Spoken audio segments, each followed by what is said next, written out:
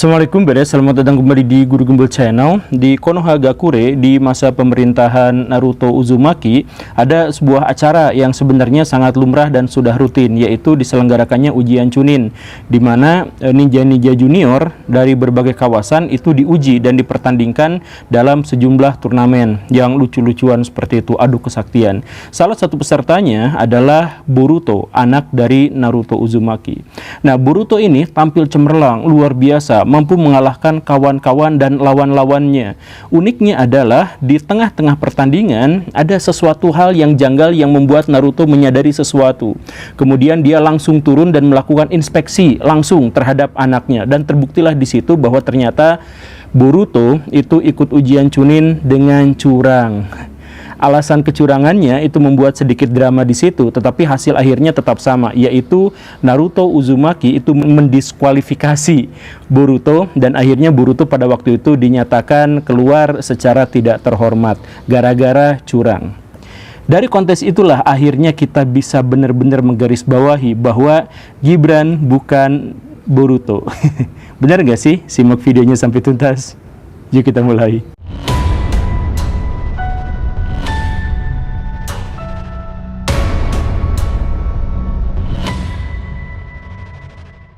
Di akhir tahun 2020, Solo menyelenggarakan sebuah acara rutin, yaitu Pilkada, di mana pemenangnya pada waktu itu adalah Gibran Rakabuming Raka, anak dari Presiden Joko Widodo, yang pada waktu itu perolehan suaranya juga sangat spektakuler. 86% suara memihak kepadanya, berbanding dengan lawannya yang hanya mendapatkan sekitar 13% suara. Tentu saja pihak yang kalah itu, Kang Baju-Baju itu, yang hanya mendapatkan 13% suara itu legowo, mengatakan bahwa kami tidak akan menuntut, kami tidak akan cari-cari alasan kekalahan kami tidak akan bilang ke MK dan sebagainya, kami sudah cukup dengan seperti ini, kami kalah, semoga Pak Gibran dan teman-teman itu membawa Solo ke arah yang lebih baik. Begitulah kurang lebihnya. Dan pada waktu itu Gibran bukan hanya menang, dan bukan hanya menang secara spektakuler, tetapi beliau adalah menang dan menang secara spektakuler dan mengukir sejarah, karena beliau adalah wali kota termuda dalam sejarah Solo, hanya berusia 33 tahun ketika diangkat. Luar biasa sekali kan? Dan walaupun beliau masih sangat hijau, belum berpengalaman, belum mengerti politik pada waktu itu, pemerintahan pun baru itu yang pertama kalinya, tetapi beliau langsung menunjukkan kekuatan yang sangat luar biasa. Untuk sebuah wilayah 44 km persegi dengan penduduk hanya sekitar 1,5 juta manusia, Solo itu berbenahnya luar biasa. Anggaran dari pusat tersedot semuanya ke sana. Coba mari kita cek sama-sama ya beberapa di antaranya. Revitalisasi pasar mebel Gilingan itu mencapai 50 miliar rupiah ditanggung oleh negara. APBN melalui apa gitu masuk ke sana untuk membantu Gibran. Kemudian revitalisasi Taman Balai Kembang 154 miliar dari PUPR. Kemudian revitalisasi Pasar Jongke 135 miliar PUPR juga. Kemudian rel layang Simpang Joglo sampai 920 miliar rupiah. Masuk semuanya dari pemerintah pusat itu ke daerah yang dikuasai oleh Gibran. Luar biasa. Dan ini baru hanya 4, ada belasan berikutnya, banyak sekali yang menyedot sampai ratusan miliar rupiah untuk bisa membangun Solo, untuk bisa mendukung kebijakan-kebijakan pembangunan Gibran di Solo. Luar biasa kan? Anggaran pusat untuk daerah sampai sebesar ini. Ini sangat jomplang misalkan dengan yang diterima oleh wilayah-wilayah yang ada di sekitarnya gitu, Karanganyar gitu, Sukoharjo yang dan sebagainya, yang sebenarnya populasinya lebih banyak dan wilayahnya lebih luas, itu nggak mendapatkan sampai sebesar ini. Dan luar biasanya apa? Bukan hanya dari pemerintah pusat, dia mendapatkan uang dari mana? Dari investor, dari dana hibah, dari pengusaha asing, dari pengusaha swasta dan sebagainya, semuanya numpuk di Solo. Ini menunjukkan apa? Dalam waktu 2 tahun Gibran menunjukkan prestasi yang sangat luar biasa. Uang pusat aja disedot semuanya ke sana dan sebagainya. Ini kan ya berarti kita tidak boleh melihat seseorang dari covernya gitu ya. Walaupun Pak Gibran kelihatan sangat santun, sangat santuy, sangat ya tenang seperti itu, tetapi agresif sekali dalam pembangunan dan revitalisasi di wilayah yang menjadi kekuasaannya. Tentu saja pada waktu itu rakyat pada senang ya. Nah, Tapi kalau kita lihat anggaran yang sangat besar yang tiba-tiba diterima oleh Gibran dari berbagai pihak ini, kita tidak boleh heran karena sebelumnya Gibran memang sudah menunjukkan sesuatu yang sangat luar biasa, satu potensi yang benar-benar hebat gitu ya. Bayangkan saja karir politiknya itu adalah karir politik dengan jenjang terpendek se-Indonesia atau bahkan mungkin sepanjang sejarah Indonesia. Misalkan gini, kita hitung satu-satu ya. Tanggal 20 tahun 2018 beliau mengatakan bahwa saya tidak mau berpolitik, walaupun di sana garis bawah ya, walaupun di sana memberikan lebih banyak keuntungan finansial, tetapi saya akan fokus saja di dunia bisnis. Itu tahun 2018. Setahun kemudian, tiba-tiba 23 September 2019 Gibran mendaftarkan diri sebagai kader PDIP. Setahun kemudian, dan berikutnya tahun 2020 Gibran langsung mendapatkan rekomendasi dari PDIP untuk melaju ke Pilkada Solo. Jadi tahun 2018 tidak mau jadi politisi walaupun katanya keuntungan finansialnya besar, kemudian setahun kemudian daftar jadi anggota PDIP, setahun berikutnya lagi langsung direkomendasikan oleh PDIP dicalonkan untuk jadi wali kota Solo. Luar biasanya 16 Desember tahun 2020 langsung menang dan kemudian 26 Februari langsung jadi wali kota Solo. Jadi gak ada saya pikir politisi yang bisa sampai secepat ini. Hanya orang jenius yang bisa melakukannya. Jenius politik, jenius pemerintahan, jenius manajemen. Makanya seperti yang saya bilang tadi, wajar kalau misalkan ketika beliau memimpin Solo itu tiba-tiba pembangunan merajalela di sana. Ya karir politiknya aja bisa dicapai dengan secepat ini, ya apalagi kalau soal pembangunan gitu. Tapi luar biasanya lagi ya adalah bahwa di tahun 2023 22 Oktober tiba-tiba Gibran itu ada di Golkar dan langsung dicalonkan sebagai sebagai calon wakil presiden mendampingi Pak Prabowo. Bayangkan berapa tahun sebelumnya itu dicalonkan oleh PDIP dan langsung mendapatkan mandat dari Ibu Megawati. Sekian tahun berikutnya, nggak sampai 3 tahun berikutnya, tiba-tiba dia ada di Partai Kuning, Partai Golkar, dan langsung nyapres. Jadi yang ikutan cawapres, kan luar biasa. Dan luar biasanya apa? Tanggal 25 Oktober tahun 2023 langsung daftar ke KPU sebagai calon wakil presiden. Ini coba bayangkan, dari orang yang 5 tahun sebelumnya atau 4 tahun sebelumnya sama sekali tidak mau masuk ke dunia politik walaupun keuntungan finansialnya besar, tetapi berapa tahun kemudian langsung sukses menjadi calon wakil presiden. Dan sekarang berdasarkan berbagai survei, berdasarkan begini dan begitu, perhitungan ini itu mengatakan bahwa pasangan Gibran dengan Pak Prabowo itu diunggulkan walaupun masih sementara, tetapi perhitungannya ya kurang lebihnya seperti itu. Ini sesuatu yang sangat luar biasa. Sekali lagi, hanya orang jenius saja yang bisa melakukan hal yang semacam ini. Pindah partai kemudian langsung dicalonkan gitu. Partai yang sebelumnya cuma gigit jari, nangis-nangis, dan sekarang cuma nyinyir-nyinyir doang tapi nggak bisa apa-apa lagi gitu kan. Dan makanya saya rekomendasikan Pak Gibran ini, karena ketika beliau menguasai Solo, udah banyak uang turun untuk wilayah itu, kemudian karir politiknya yang sangat cepat dan sebagainya.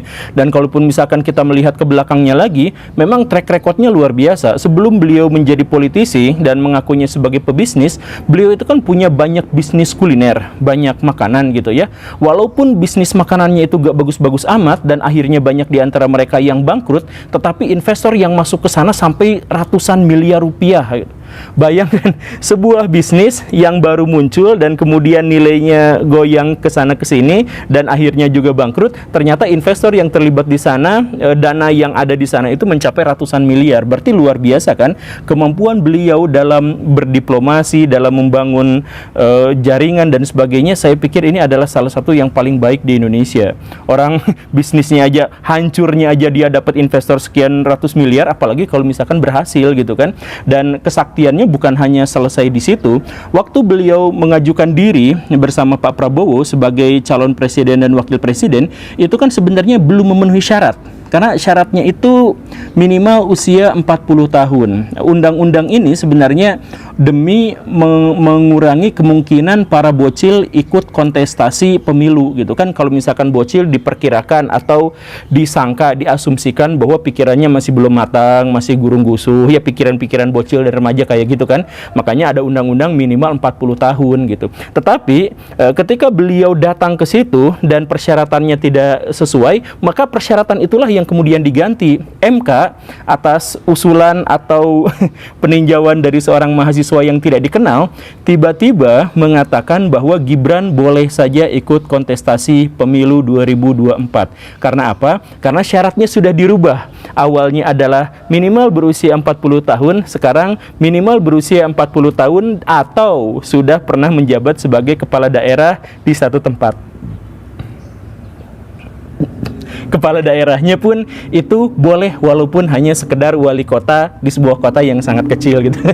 Jadi kan ini sesuatu yang sangat luar biasa. Jadi ilustrasinya itu adalah bahwa kalau misalkan ada seorang siswa yang datang ke sekolah terlambat 2 jam gitu ya. Nah, bukan dianya yang disetrap, bukan dianya yang dimarahin sama guru dan dihukum, tetapi jam sekolah itulah yang digeser gitu biar sesuai agar dia tidak terlambat. Begitulah kurang lebihnya betapa saktinya, betapa luar biasanya Pak Gibran Rakabuming ini gitu. Ya, tentu saja ada banyak perdebatan, ada banyak begini dan begitu, tetapi kan pada faktanya akhirnya ditemukan bahwa MK-nya bermasalah sampai hakim MK-nya yang ternyata adalah pamannya sendiri itu juga kan dipecat secara tidak hormat walaupun tetap ada di situ gitu ya. Tapi sebagai ketuanya, sebagai pimpinannya itu dipecat, tapi dia masih ada di Mahkamah Konstitusi. Itu menunjukkan apa? Menunjukkan bahwa memang sejak awal ini bermasalah dan orang-orang secara hukum juga pada akhirnya sudah mengetahui bahwa ini bermasalah, kan begitu. Dan ya ternyata juga sangat luar biasanya bukan hanya itu, beliau mampu mengubah dalam tanda kutip ya, secara tidak langsung mampu mengubah peraturan atau undang-undang. Yang terbaru kemarin itu beliau sampai ada usulan gitu ya, entah dari mana gitu ya, tapi rumor mengatakan dari beliau, cuman rumor gitu ya. Rumor mengatakan bahwa beliau itu usul supaya debat cawapres itu dihilangkan. Dan apa? KPU langsung mengeluarkan sebuah pernyataan bahwa debat cawapres akan dihilangkan atau dimodifikasi atau apa sekarang lagi dalam perdebatan gitu. Tapi upayanya adalah untuk menghilangkan debat cawapres. Kenapa seperti itu? Banyak orang yang berspekulasi bahwa Pak Gibran itu kan kemampuan komunikasinya beda sama yang lain gitu. Jadi diperkirakan kalau misalkan ikut debat cawapres mungkin akan ketahuan belangnya dari pihak lain tuh akan begini gitu ya, gini gitu. Jadi akhirnya debat cawapres itu dihilangkan. Dan ini debat cawapres ini kan sebenarnya ada dalam undang-undangnya. Kalau misalkan Baraya misalkan mengecek di undang-undang itu disebutkan gini, debat pasangan capres dan cawapres dilaksanakan 5 kali selama masa kampanye. Rinciannya adalah 5 kali pelaksanaan debat, 3 kali debat capres, 2 kali debat cawapres. Nah, ini ada dalam Undang-Undang Nomor 7 Tahun 2017 tentang pemilu di pasal 277 gitu. Nah, ini kan ada undang-undangnya, tapi walaupun ada undang-undangnya yang seperti ini, KPU berani mengubahnya gara-gara usulan konon katanya dari Pak Gibran yang belum siap kalau misalkan debat konvensional dengan cawapres yang lain gitu. Ya tentu saja banyak pendukungnya yang mengatakan yang melakukan penyangkalan, di antaranya adalah Pak Ade Armando yang mengatakan bahwa usulan ini bukan dari Pak Gibran tapi dari kubu sebelah dan sebagainya. Ya mungkin saja seperti itu, tapi kan kita juga sudah tahu bahwa Pak Ade Armando itu pendukungnya Gibran gitu. Jadi ya mungkin saja benar, mungkin saja salah. Cuman kalaupun mungkin ini ternyata benar, berarti luar biasa sekali kemampuan beliau dalam mengubah peraturan, dalam apa demi untuk melanggengkan kekuasaan, itu benar-benar luar biasa. Makanya silahkan coblos Pak Gibran, saya rekomendasikan. Karena apa? Ya kesaktian yang sangat luar biasa itulah yang bahkan tidak dimiliki oleh politisi-politisi senior di Indonesia. Umur belum sampai 40 tahun, tetapi kemampuan beliau dalam menggebrak, dalam membangun, dalam mengubah peraturan, dalam menyedot investasi dan sebagainya itu sangat-sangat luar biasa. Dan itu dilakukan hanya dalam waktu 5 tahun saja. Begitu. Jadi saya rekomendasikan beliau gitu ya. Tapi ya untuk Pak Gibran sendiri saya ingin mengatakan, saya ingin berpesan bahwa please lah, bahwa Pak Gibran ini sedang berhadapan dengan 280 juta manusia yang tersebar di 5 juta kilometer persegi wilayah, dan mereka semua lapar akan kedamaian, mereka semua berharap atas keadilan, mereka semua ingin bahwa bangsa ini menjadi bangsa yang maju, bangsa superpower, bangsa yang bisa menikmati kemakmuran dan kesejahteraan.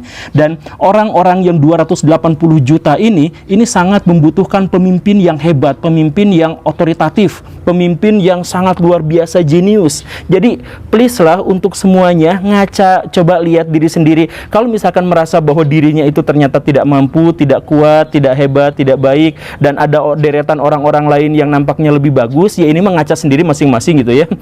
Ya please lah serahkan aja kepada orang ahlinya, karena kita semua mengetahui bahwa sebuah lembaga atau institusi apapun itu kalau diserahkan bukan pada ahlinya, itu akan hancur. Jadi jangan sampai pertaruhkan kepentingan Indonesia yang jumlah penduduknya sebanyak ini, sumber dayanya sebanyak ini, alamnya sekaya ini, please jangan pernah dipertaruhkan untuk kepentingan-kepentingan pribadi. Silahkan ngaca apakah saya layak atau tidak, kuat atau tidak. Begitu ya Baraya ya. Terima kasih karena sudah menyimak. Saya Guru Gembul, mohon jangan diapa-apakan video ini dan jangan diapa-apakan saya. Assalamualaikum warahmatullahi wabarakatuh.